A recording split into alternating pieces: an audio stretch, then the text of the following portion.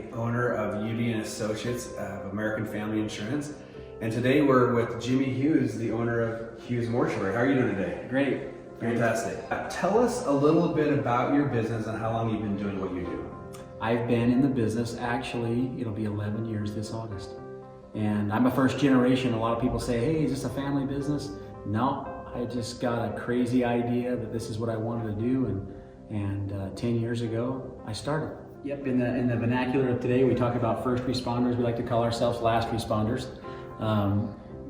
Hughes Mortuary is just a full service mortuary. We help people with burial, we help people with cremation, we help people with body donation, all the things that can happen at the end of life.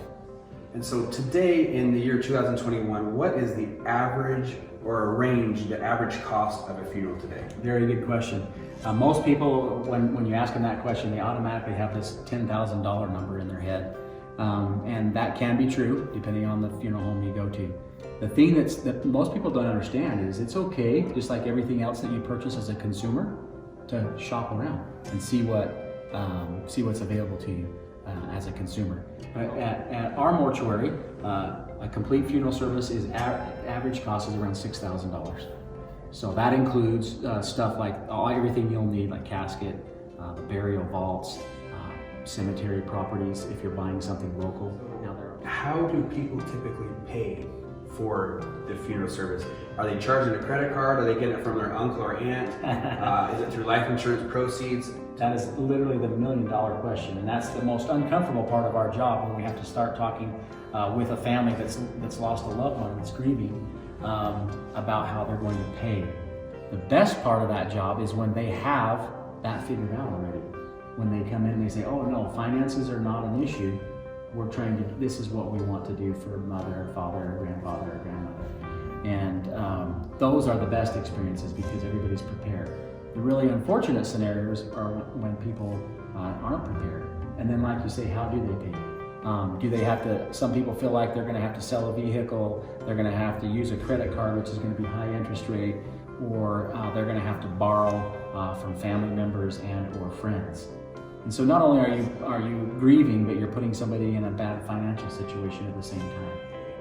How many of those are paid with a life insurance type of policy? Not enough.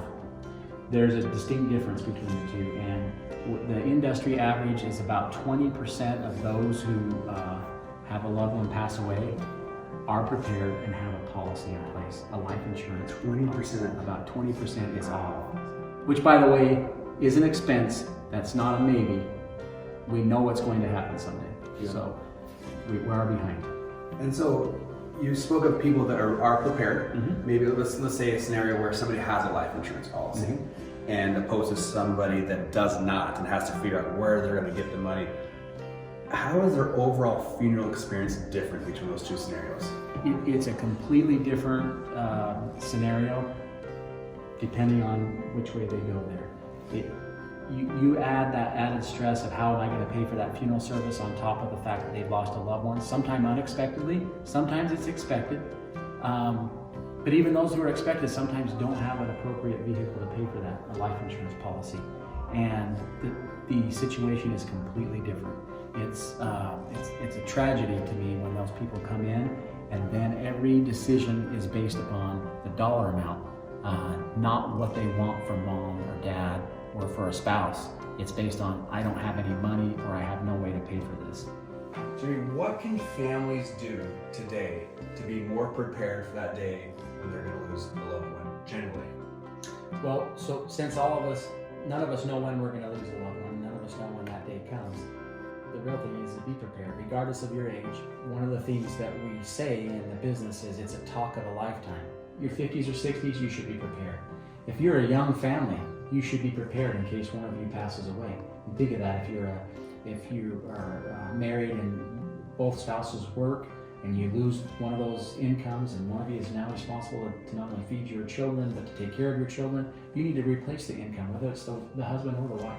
They should both have some sort of insurance policy, in my opinion. I've seen it, both sides of that, where people are prepared and where they're not. We know the day will come. We just don't know when that day will be. And the more prepared you are, the better this whole experience. I mean, let's face it, no one wants to do business with me. It's a necessity. We're here to make it the best experience possible considering the circumstances.